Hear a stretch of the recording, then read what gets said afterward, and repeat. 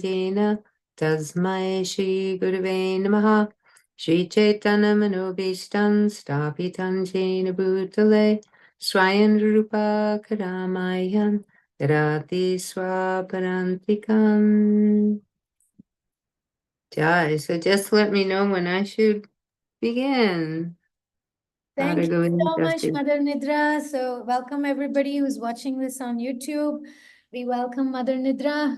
She is here to prepare our hearts for the month of Kartik. So, she's going to be sharing with us sweet Damodar Leela pastimes. We are so grateful, Nidra Prabhu, for giving us your association and always blessing us with Sri Sri Radha Govinda's mercy, who you are so dedicatedly serving in Denver. Thank you for joining us today. Thank you. Thanks for privilege. Thanks for the Sangha.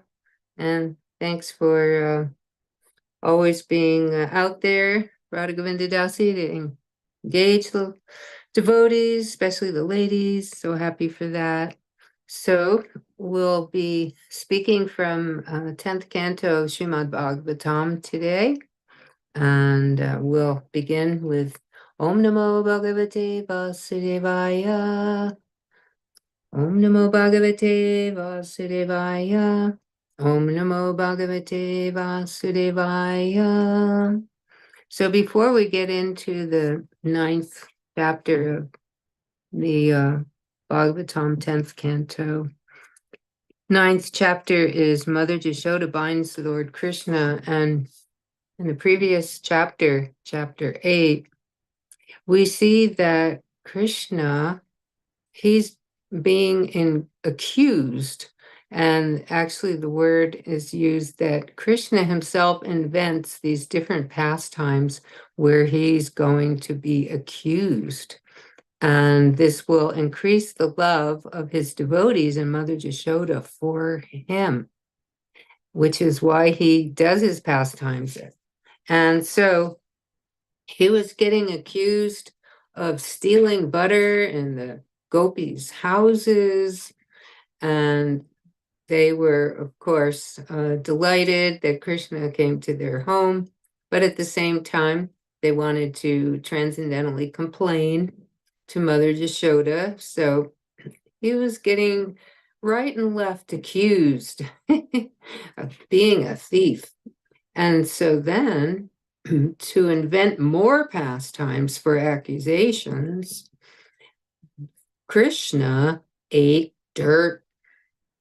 And then the boys, cowherd boys and Balaram, they accused him. Again, this is a big transcendental setup for Krishna to increase especially the love of Mother Jashoda, and of course the boys too, and all the devotees.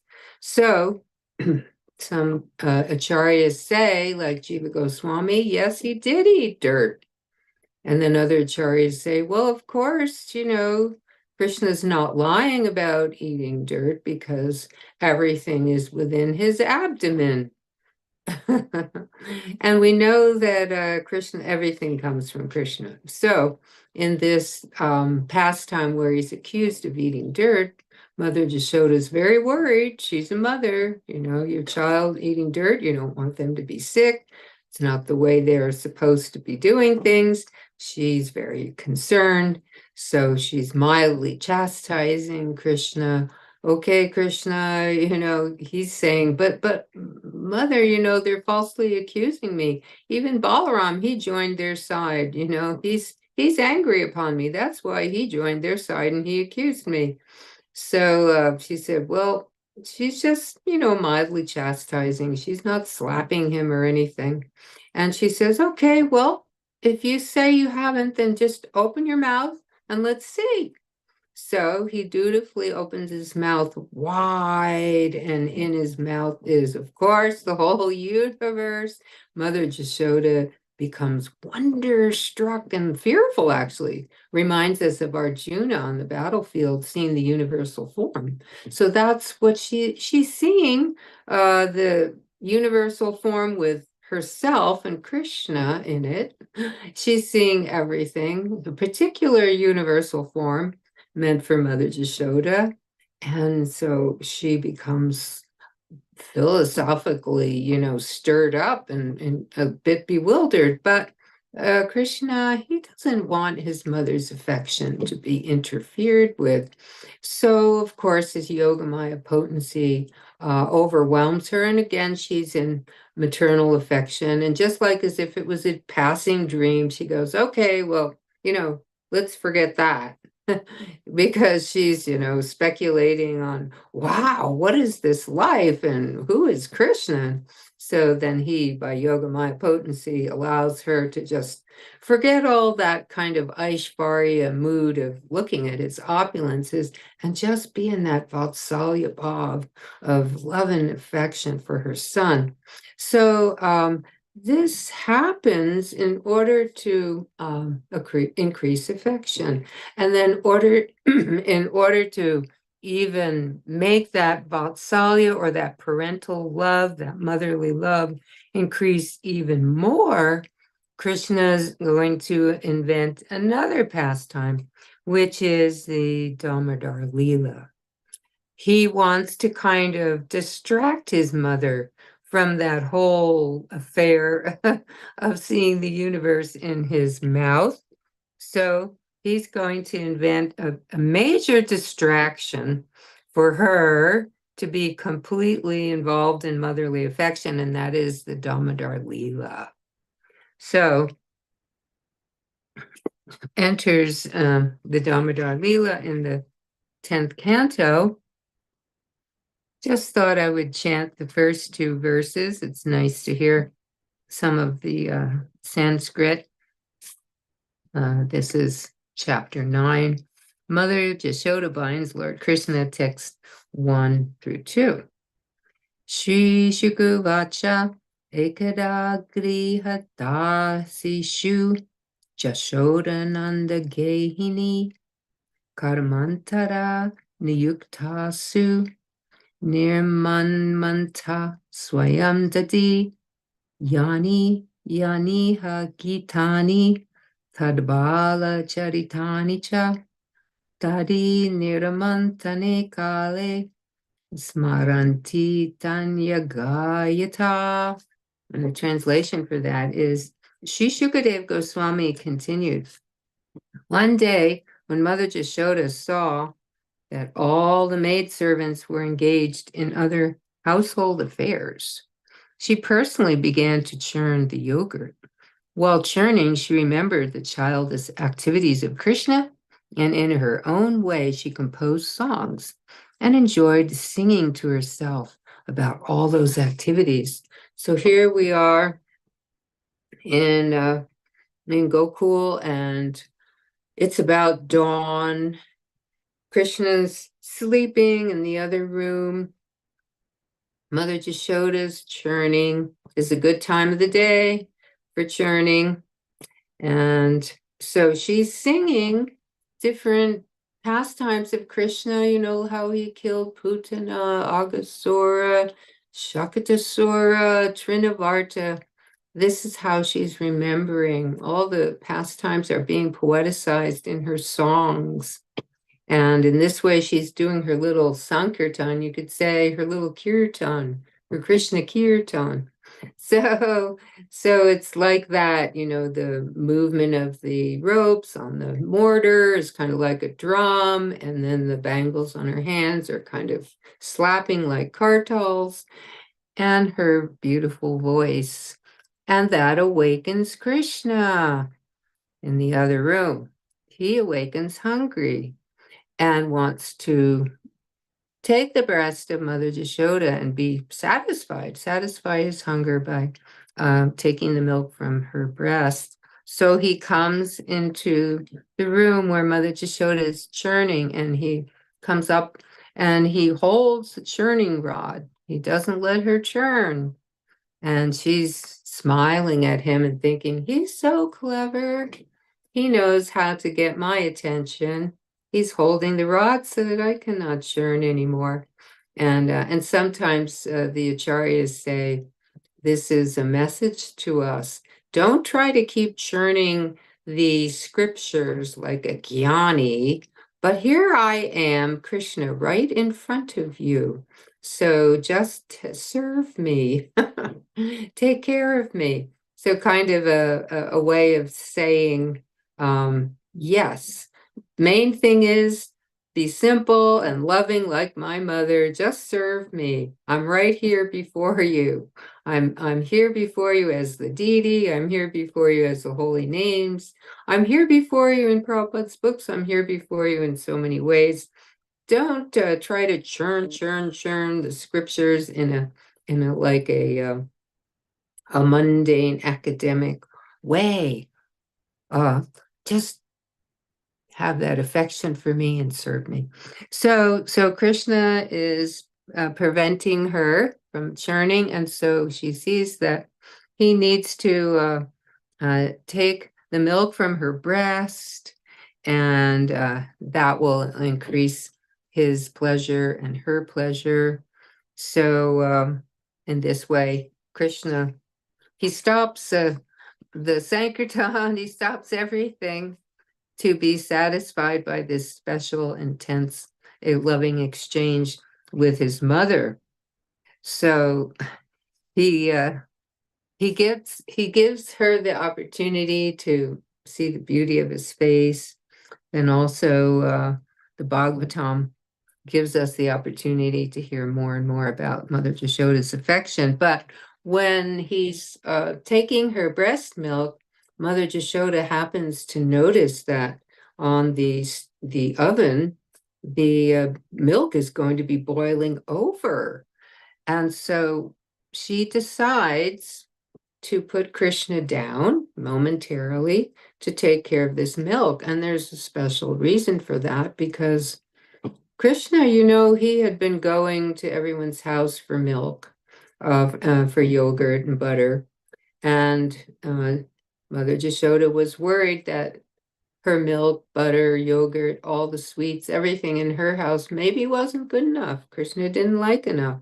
So she made sure that the very, very best cows got the very, very best grass, and she herself would personally churn.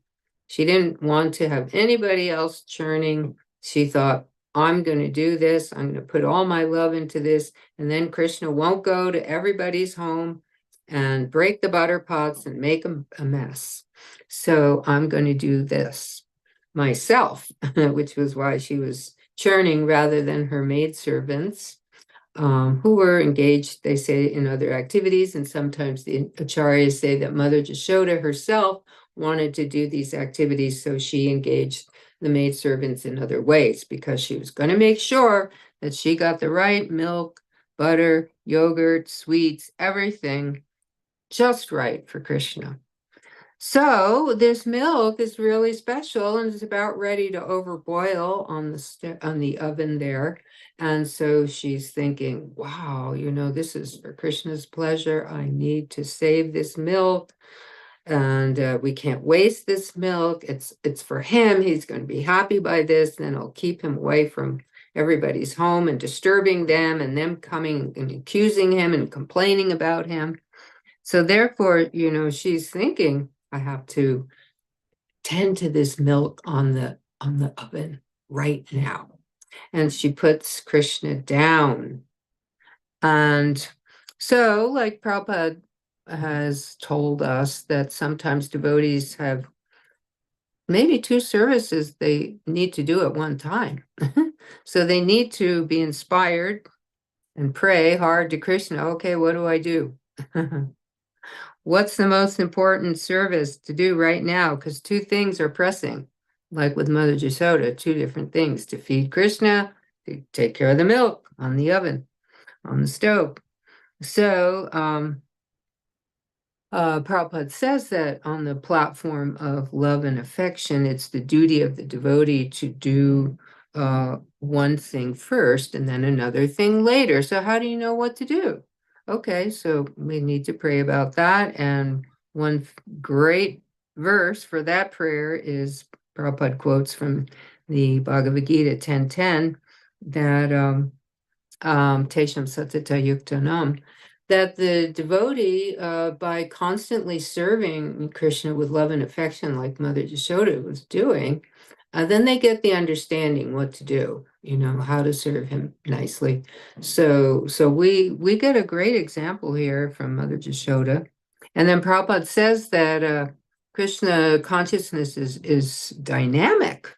So Krishna is going to help the surrendering devotee to understand what to do first, what to do next, what's the best thing to do on the platform of devotional service. So he's going to guide the devotee. So we have to have, well, we have to do our part, like Mother Jashoda, we have to trying to beg for some love and affection and devotion, and for the spiritual intelligence, understanding to know how to please Krishna and what to do when, like she did. So, of course, some may say, well, I think she did the wrong thing. She should have just, kept feeding Krishna. And someone else may say, no, she did the right thing because she went to the pot, right? And so basically, because some, acharyas say that, well, she's a eternal Nityasiddha devotee of the internal potency, the Ladini Shakti of Krishna. Of course, she did the right thing. She didn't make a mistake. And this is a Leela. And what she did was she got this milk, didn't waste it, preserved it rather than having it jump in the fire.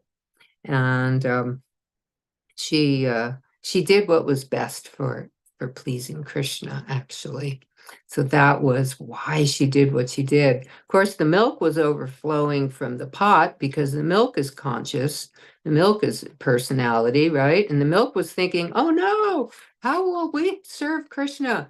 He's preoccupied with the wonderful milk of Mother Jashoda's breast. So we're not going to have any place in serving him. We're on the pot here. He's not taking us. So wow, how are we going to live? How are we going to serve? What's the use of living? He's taking her milk. We can't compete. We might as well just commit suicide, jump into the flames. So anyway, so sometimes it's said like that by some of the acharyas. So anyway, Krishna's being placed down by Mother Jashoda, and this makes him transcendentally angry, biting his reddish lips with his teeth, and he's got false tears in his eyes. And sometimes the acharyas say that children, when they get angry, they before their mother, they'll have these false tears, right? Just to get the attention of the mother, so that maybe she'll be, she won't chastise me. She'll see my tears and she'll soften up. So kids are like that, right?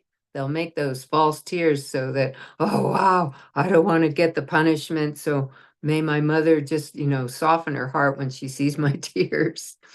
So anyway, so he's in this mood, and what does he do? Takes a stone and he breaks a container, a yogurt container with the stone. And then he enters into a room and he's eating the freshly churned butter in a solitary place, right? Wow. This is amazing. You know that Krishna, who is, he has so many, unlimited goddesses of fortune. Why does he need to be a thief? He's got all unlimited goddesses of fortune. He doesn't need to steal anything. He has everything, has all fortune, all the goddesses. And, but yet at the same time, for this special, intense, loving exchange, he takes the position of having to be a thief, wanting to be a thief, although he's beyond thievery. In fact, some think of the Lord as he's the one who gives the punishment to thieves. And he's the one who, for those who are thieves and sinners, ultimately they have to follow the order of the Lord and they will get punished. So, but here's Krishna taking this loving position of trying to be a little thief, and going to be maybe even punished. The Lord, how is this? Seems incomprehensible. So Mother Jashoda, she takes the pot of the milk off the stove, then comes back to the room. Krishna's not there, but she sees that the pot has been broken, right? She can tell this must be Krishna's work because he's not here. And then also she's seeing his like little, you know, little footprints, these little white footprints, buttery, yogurty footprints. So following those, she comes to where Krishna is on an upside down grinding mortar, feeding monkeys. He's sharing with them. I mean, these are monkeys from the Ram Leela who really, Krishna wanted to really reciprocate with these monkeys who helped him win that battle against Ravana and help find Sita, right? So, wow, they got a great reciprocation. Personally being fed by Krishna, this great, butter, and even the crows were in the room there. But when everybody sees Mother Jashoda sneaking in with a stick, then all of a sudden the eyes of the monkeys get really big, and the crows are like, wow, because they're all seeing Mother Jashoda is like, uh-oh, something's going to happen here. Let's get out of here. And so then also Krishna, he's seeing his mother with the stick. And so he quickly gets down from the mortar and what to do because, this is fearful situation. He's going to flee away. He's afraid. And now this is amazing, right? Yamaraj is afraid of Krishna. Everyone's doing everything in the universe out of fear. The sun is shining and rising and setting out of fear of Krishna. But here's Krishna himself. He's afraid of Mother Yashoda. So this is a chincha, amazing kind of thing. And even to think of him being afraid, it's like, well, if he's afraid, is he God? Well, actually, because he's God, he can be anything, including really afraid. And not just being an actor on the stage, right?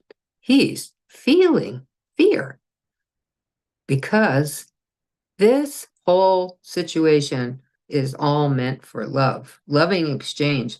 And when you think about it, he's fleeing away.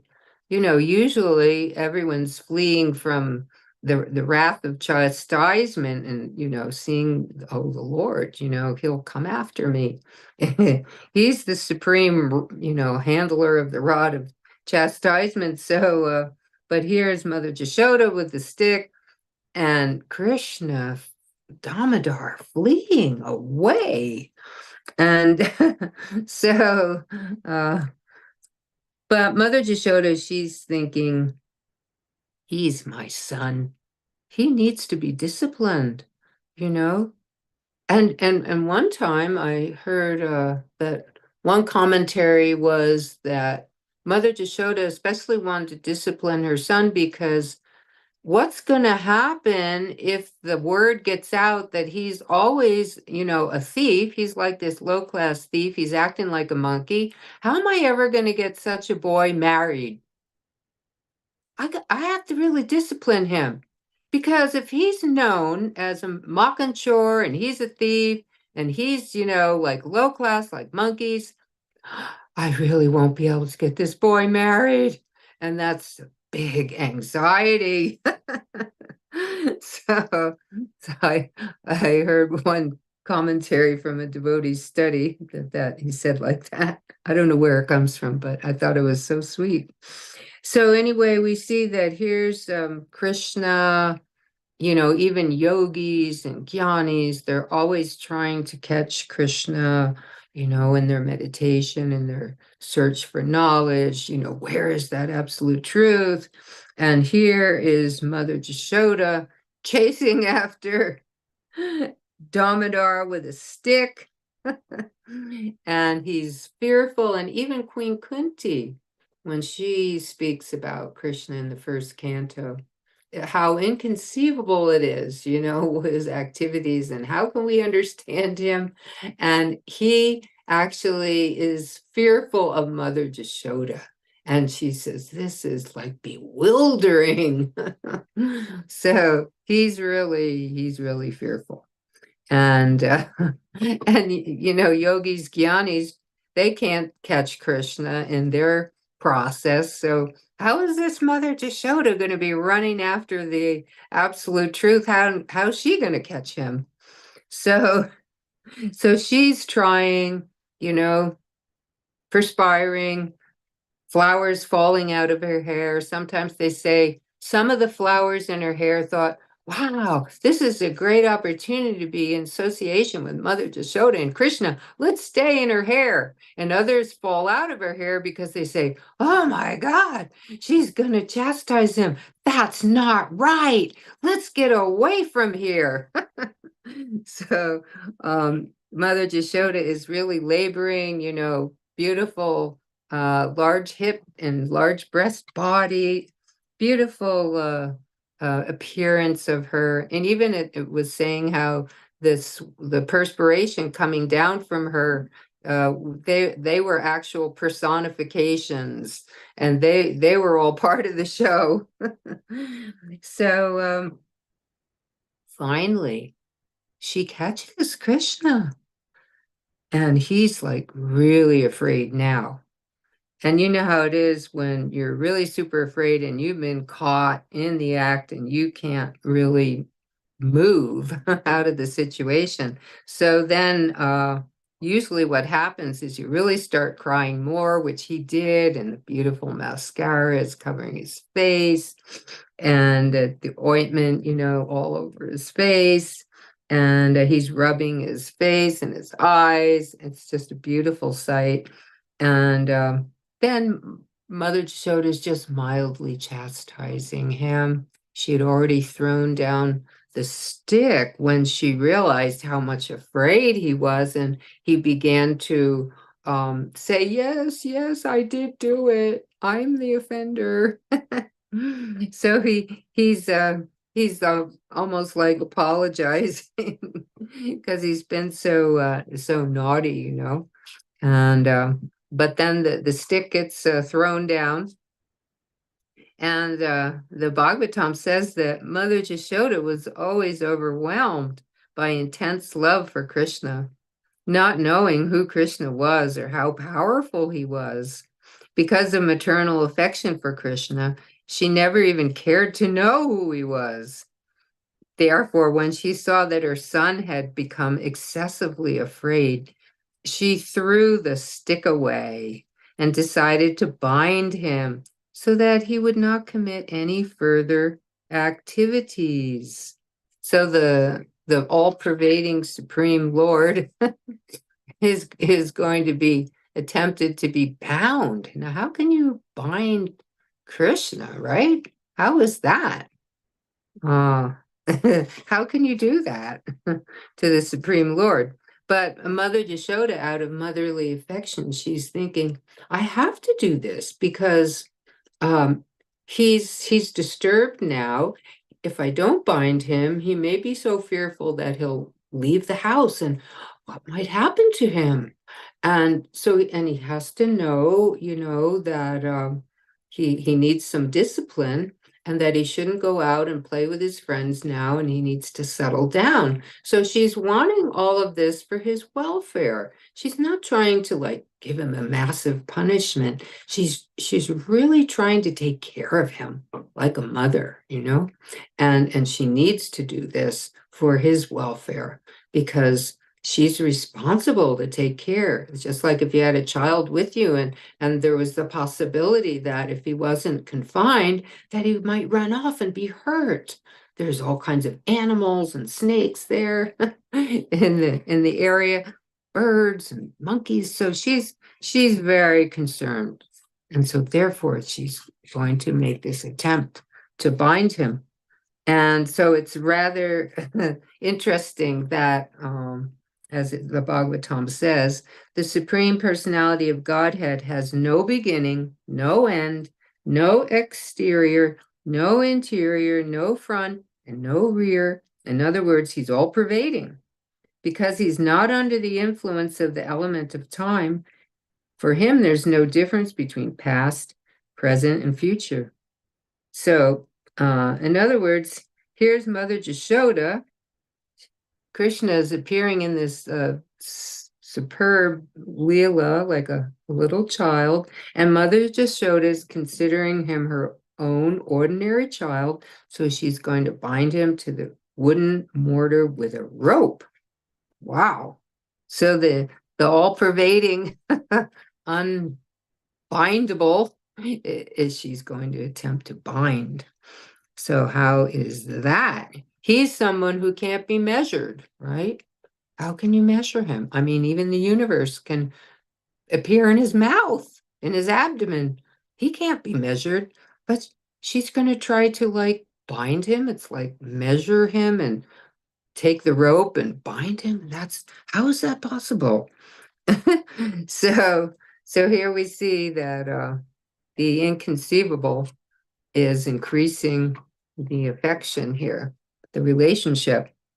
So she's trying to bind with rope, but as we know, rope is 2 fingers too short. Okay, so get a little bit more rope.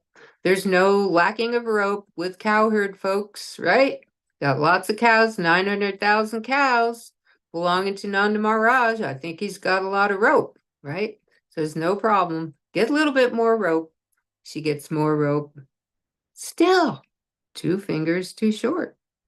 How is that? So she keeps trying. She's failing. The elderly gopis are really enjoying watching this. They're laughing. And then they bring ropes. Nothing's working. How's it possible?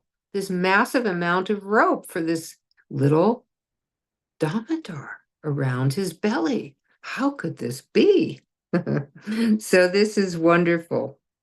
He's just such a small child that all the ropes cannot bind him. Wow, that's astonishing. So Mother Jashoda is really laboring really hard. So much perspiration, flowers coming down, hair coming down. She's fatigued.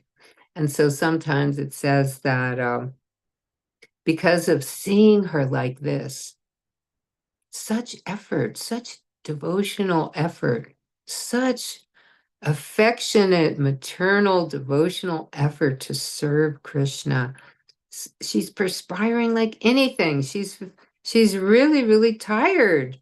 So Krishna sees that and he thinks he's merciful and he agrees to be bound. I heard one devotee give a talk. I don't know what reference from the Goswamis or the Acharyas this was from, but you can investigate it if you like. They said that Krishna, after all these different ropes were offered to him, that even those from Barshana came and Radharani offered a rope.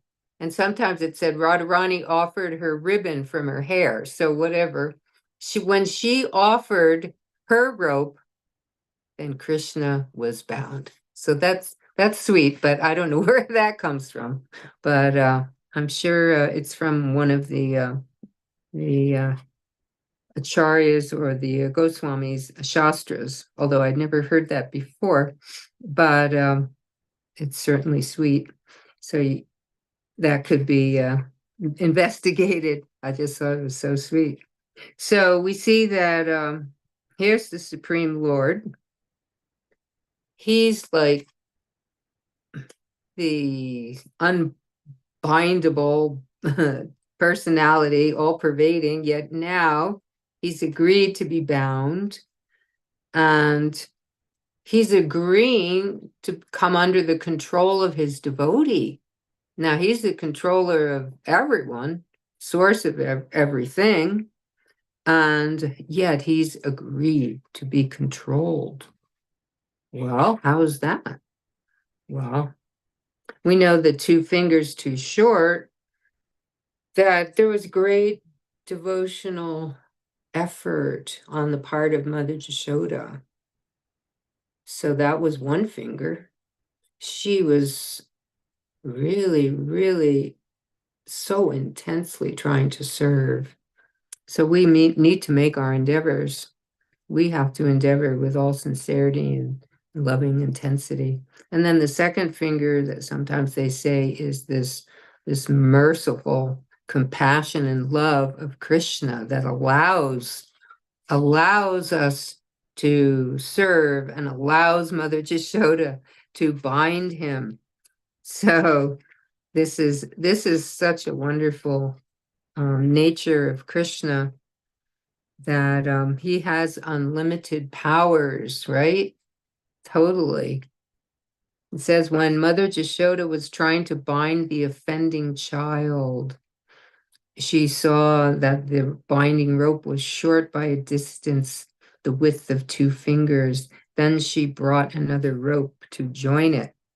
So the whole idea of Mother Jashoda's extra devotional service and Krishna's love and mercy and compassion and his desire to please and be under the control of his devotee allows the ropes to bind. So so she Mother Jashoda, she gives a great lesson to all of us. This lesson of Krishna coming under control of the devotee. Now, this isn't like a cheap thing. It's something that's very intimate. And Mother Jashoda is showing that it wasn't an easy task to get this Damodar bound. It wasn't cheap. It took a lot of effort, right? So also we see that it's not a cheap thing, this devotional service. And it's not a cheap thing to have Krishna under the control. In other words, Krishna, in a relationship with Krishna where he's so bound by your love. So what kind of love do we have at this stage? But this is showing us the deepness of Krishna's love, and it gives us the desire to participate with Krishna's loving servitors, his associates, to be able to follow in their footsteps so that we can help them to serve Radha and Krishna in such a way that Radha and Krishna are just so in love with wanting to be subordinate to their devotees. And so we just want to be of service to such great souls and appreciate this loving exchange that Radha and Krishna have with these special devotees, right? And it's just so amazing that Krishna, he's completely independent. He doesn't have to do anything, but he agrees to be bound, and he agrees to be under the control of Mother Jashoda. And so he agrees to be controlled by the pure devotees. So that should give us a lot of inspiration. Yeah, this is really what Krishna likes. He really likes this kind of loving exchange where the love is so intense, like Mother Jashoda or like the gopis or the cowherd boys. And so we should aspire to follow in the footsteps of the residents of Vrindavan, to be able to please Krishna in his service to these wonderful devotees, and so that he can have that relishable relationship of being controlled by these devotees. And so who can have that? I mean, can the demigods have that situation? Is that available? I mean, this is like something special available to the bridge bosses, right? So in one purport in this chapter, Prabhupada says, That exalted platform of prema is described by Sri Chaitanya Mahaprabhu as prema pum artha mahan, and Mother Jashoda naturally acts in such an exalted position in loving affairs. She is therefore a Nitya Siddha devotee, an expansion of Krishna's Ladini potency. His potency to enjoy transcendental bliss through expansions who are special devotees. Ananda Chinmaya Rasa Pratibhavitabi. Such devotees are not sadhana siddha. So this is how special Yashoda and Nanda Maharaj are, how they are the eternal Nityasiddha, internal devotees of the Lord, these Ragatmika devotees. And so they are so special, and this is why we can never be them. Prabhupada said that's Mayavad. If you think you can be Mother Jashoda, he said, no, you follow in the footsteps.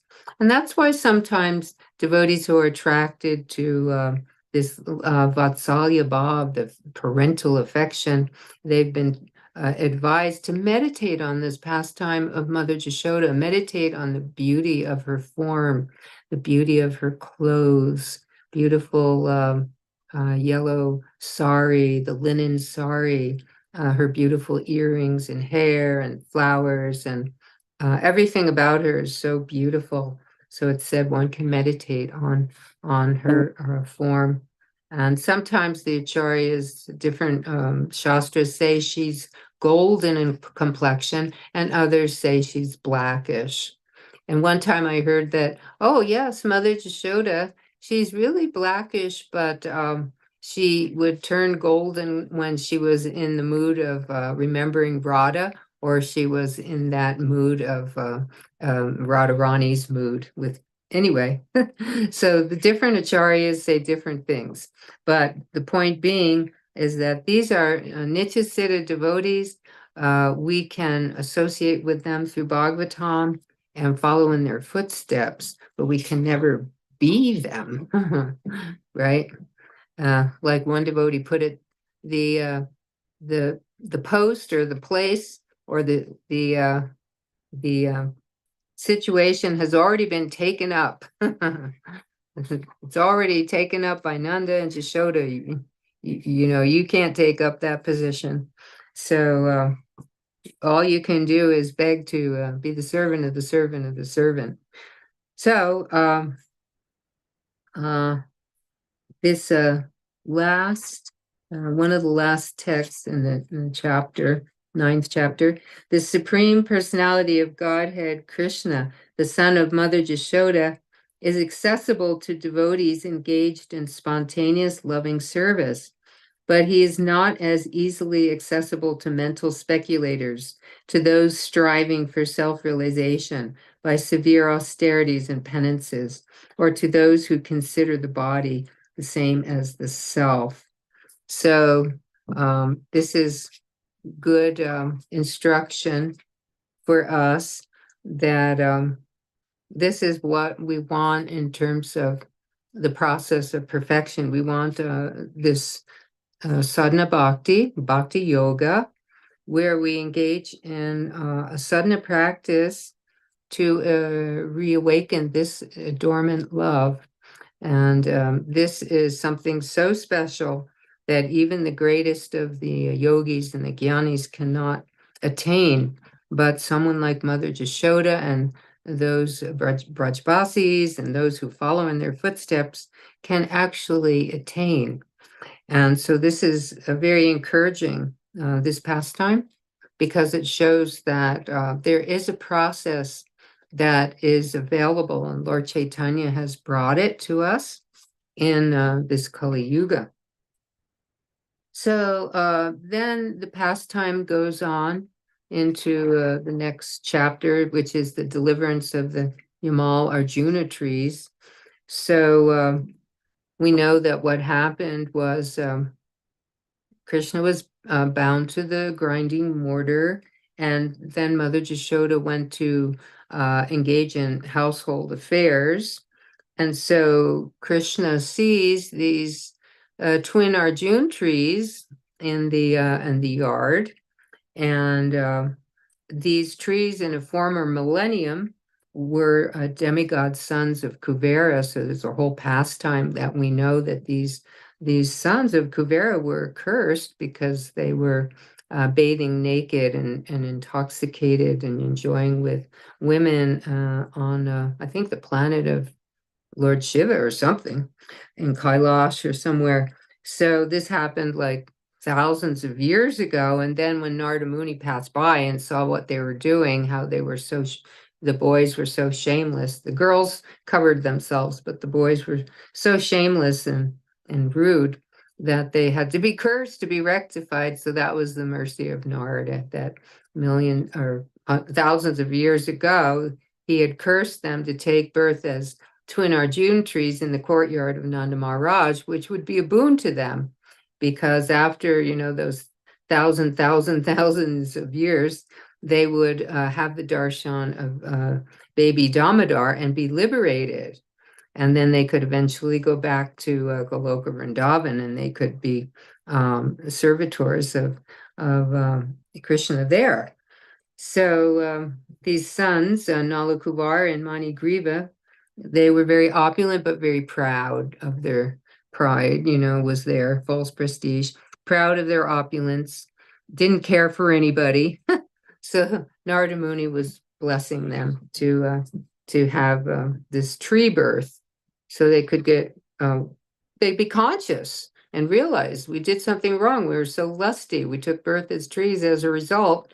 But we're conscious this whole time, thousands of years as trees, and we're going to be in the courtyard of Nanda Maharaj, and anyway, things are going to work out. But just see how long they had to wait. And so we know that Krishna, he was bound up, and his friends, they found out about it. Some of the boys came, the cowherd boys, and they go, Krishna, what happened? And look at this. And so they were trying to get him, untied from the grinding mortar, but they couldn't do it.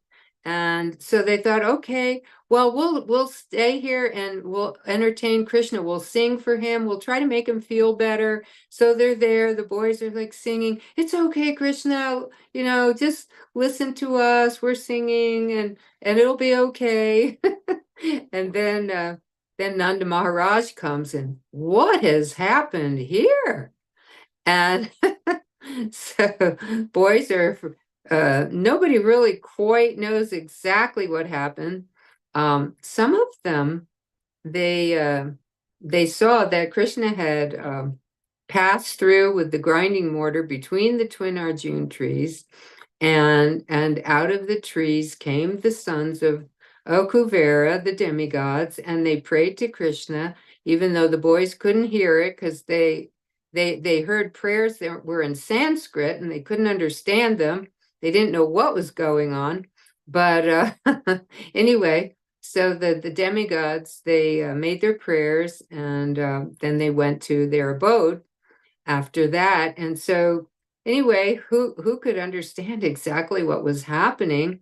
And then Nanda Maharaj asks Krishna, well, what happened? And then he explained how Mother Jashoda had bound him up. And then Nanda Maharaj says, well, why don't we, we can go to Mother Jashoda, but Krishna says, I don't want to go to her. I don't want to see her. I don't want to be with her. I just want to be with you. And then Nanda Maharaj sees, oh no, Mother Jashoda is crying in the house. She's in anxiety. What are we going to do here? And so he thinks, okay, I will say something to try to get Krishna to reunite with his mother. So he says, okay, Krishna, we will properly punish Mother Jashoda. I will get a proper punishment for her. And then as soon as Krishna hears, punish Mother Jashoda, oh no, no, no. And of course, Nanda Maharaj had untied Krishna from the rope and the mortar, and then Krishna runs to his mother. He's running to Mother Jashoda, to her lap, and she's seeing him, and her arms are outstretched, and boom, into the lap of Mother Jashoda, and he's hugging her. No, no, nothing can happen to Mother Jashoda. No, no, and and so he's reunited with his mother. and and so in this way, Krishna, he invents these pastimes to increase and intensify our love. So if we're ever going through anything which seems like hard labor, lots of service, so much to do, uh, like Mother Jashoda, and so many things happening, and it just seems like just too much. It's all bewildering. What should I do? And how do I know what to do and what not to do? So Krishna is teaching us through all these pastimes that you take shelter of these wonderful personalities. And by remembering these pastimes, then Krishna's there. He'll help you. He'll help you to know, what to do, when to do it, what not to do. And he'll help you increase your devotion, and he'll help you to get more and more service attitude. And so in this way, we can appreciate when we're reading Bhagavatam, especially during this Kartik month. This is the time to really get absorbed in hearing and chanting. And no wonder that sometimes they call it Radharani's month, because she so much loves to hear Krishna glorified, Krishna's pastimes glorified, and just more and more glories of Krishna that are uh, being sung by the devotees. So in this way, this is our uh, way of learning. We're learning how devotion grows through these pastimes. And just by reading them, it will purify our heart, and Krishna will allow that love to grow more and more, just because we're trying sincerely to hear and chant and glorify Krishna through the holy names in these pastimes. So I'll stop here if anyone has anything to ask or add or reflect upon. Thank you, Mother Nidra. That was so refreshing, so enriching. I felt so like spiritually elevated in my consciousness, meditating on these leelas. I just love the way you articulated the whole leela. It was as if it reminded me of Jayapatak Maharaj. When he narrates a story, it feels like he's transporting us to that location. So I was like watching Mother Yashoda's flowers falling and little Krishna running around and his friends trying to get him off, but then, trying to appease him. So I was like almost like visualizing standing there, watching all this Leela that's going on. So I really loved the way you unpacked the whole Leela. It was lovely. And especially I appreciated very much these principles that you brought up about what those two fingers short means. And I also really felt like a deeper sense of preparation mindset shift when you mentioned about how the milk is alive and the flowers are alive in the spiritual world. That concept of the consciousness among these, the dialogue that's happening between the flowers, and then the milk saying, he's jumping out. So I really felt connected to the deeper, very personal, very what's the word? A whole mellow of spirituality and spiritual world, how everything is alive. So I really felt very touched by the way you brought up those points amidst the storyline. Thank you so much. Yeah, I thank you. There was one devotee gave a comment about that all Krishna really wanted was he wanted to be in the lap of his mother, um, being able to be in the whole aroma of her scent, her scented body, which was magnified by the perspiration that was coming down from, all her labor. And he just wanted to experience that. He wanted to be in her lap, and that you could say ambiance of the mother's, how a child smells the body of the mother. And so with the perspiration was enhancing all of this. And the devotee was explaining the perspiration, each drop as a personality that is serving the Leela and giving Krishna this wonderful feeling of this motherly ambiance, how the child just relishes to be in the lap with the mother and her particular, bodily comfort, the smell of the body and everything, how it comforts the child. And so he was explaining the Leela like that. I'd never read anything like that, but apparently he'd read some literatures by the Acharyas and the Goswamis explaining Mother Jashoda's perspiration as being, alive and personal and being a servant in the Leela. So I was very much touched by that. Yeah, I really appreciated that, hearing that from you. And all our Vaishnavis, I'm sure, will relish very much. By the way, many of the devotees will watch this online, because for some of them, the timings, they are not able to join. Yeah. Every time your classes are very much appreciated. Devotees always watch it later. I see later that they have watched, and they have commented like that. So yes. Thank you. I just want to express our gratitude from the whole group. You're giving us that nourishment. Thank you. Thank you. So should I be asking you, or should I get in touch with Rukmini for the Oh, I'm date? here, Mataji. Hare Krishna. Haribol, Rukmini Priya Devi, my obeisances and glories to Prabhupada and your Guru Maharaj. What I was thinking about is November, the first Tuesday is actually the disappearance day of Srila Prabhupada. And that I will be busy because that's a special day.